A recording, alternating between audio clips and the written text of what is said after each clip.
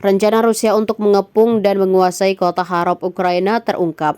Majalah The Economist menguak peta perkiraan arah pergerakan pasukan Vladimir Putin di kota terbesar kedua di Ukraina.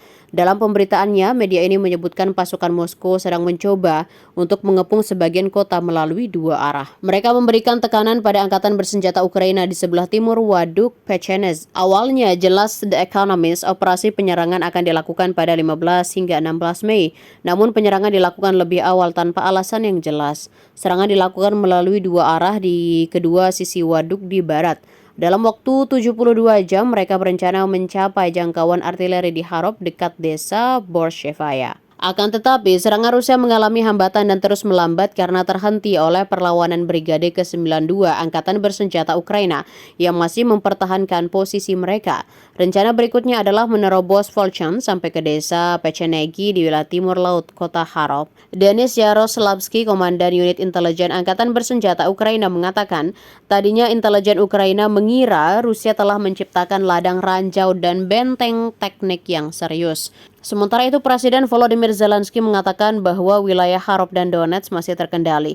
Zelensky berujar Rusia terus melakukan penyerbuan menggunakan bom luncur berpemandu, akan tetapi hal itu tidak menggoyahkan pasukannya.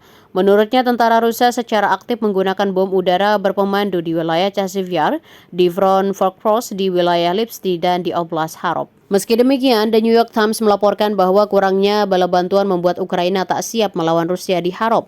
Rusia membombardir perbatasan utara dengan kecepatan dan kekuatan sedemikian rupa, hingga benteng-benteng di Ukraina tak menjadi hambatan. Pernyataan tersebut juga menekankan bahwa Rusia memiliki keuntungan besar dalam persenjataan artileri dan menambahkan bahwa pertahanan udara Ukraina yang terkuras tidak mampu melawan kekuatan udara Rusia.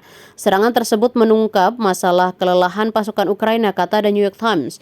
Misalnya, beberapa benteng pertahanan tidak mencukupi atau dibangun secara sembarangan dan komando tidak mengirim pasukan baru dari cadangan ke sektor depan ini, tetapi memindahkan pasukan dari daerah lain. Alasannya adalah Angkatan Bersenjata Ukraina mempunyai sedikit cadangan untuk dikerahkan, kata surat kabar itu.